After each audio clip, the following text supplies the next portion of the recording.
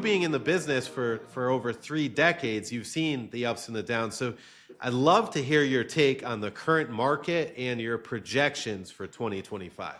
I'll start by saying this market is unlike any market I've ever seen. All markets, you have to reinvent yourself and pivot and adjust. But this market has been extremely challenging. Even 2009, as crazy as it was healthier, in my opinion, than this market. Wow.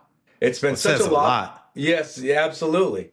And we all know what happened in 2009 and beyond. But right now, with the low inventory, low interest rates, extreme appreciation, it's a confluence of market drivers that's not helping the market at all. It's actually hurting the market on multiple levels. But this market is very, very, very unhealthy. I see it getting healthier, certainly.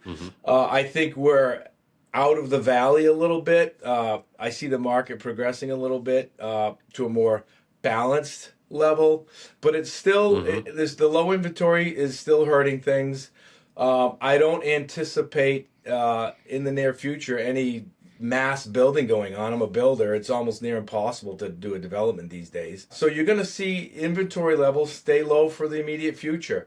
As far as predictions go, what I'm going to tell you is you're going to have more of the same. I don't see anything changing anytime soon. I don't see a bubble. Just not going to happen in New England.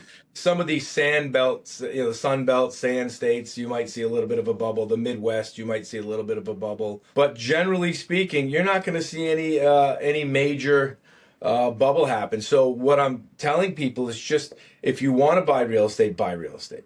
If you want to develop. Don't wait.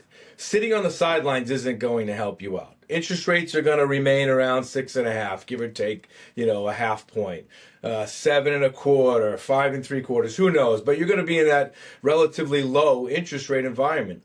It's the affordability that's hurting people. So if you're in the market, thinking about being in the market, don't wait. Just do it. You can always refinance if rates, go into the low fives or whatever. But you have to be a player now. Don't wait. That's the biggest thing. If you don't take away anything from this conversation today, I want you to think about that. If you want to be in the real estate space, don't wait. Get out there and do it now.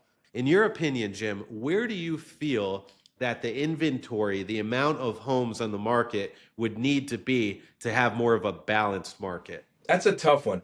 I remember, what were there, 7,000 listings at one time in 2010, 2011, whatever. What that sweet spot is, I don't know, but I can guarantee you it's probably going to go over 2,000. You don't want it to go too high because then you have a problem with the sellers where there's too much inventory, and then you'll have extended days on market like 2009, 10, 11, and 12, where sometimes the average days on market were 6 months. People don't realize that. Or more, yeah. Or more. So, where you could take 6 months to decide whether or not you want to buy that house. So I don't want to see it get where inventory's, at that level. But certainly if I had to pick a sweet spot, I'd say, and you'd probably know better than I, but, the 1,500, 2,000, 2,500 range, I think that's pretty healthy where it's kind of fair and balanced. Yeah.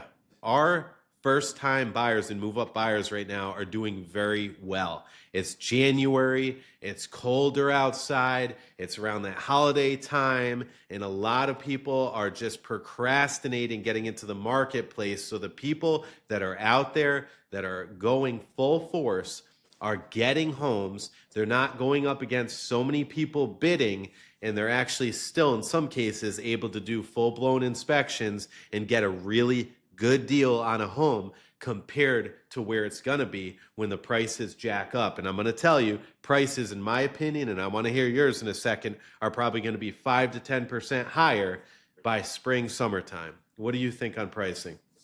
Yeah. Real estate's always going to have an upward trajectory. Let's face it. Unlike the stock market where you can lose everything in a day, it's inertial. So if the real estate market changes, you have months to make decisions to liquidate whatever or add to your portfolio.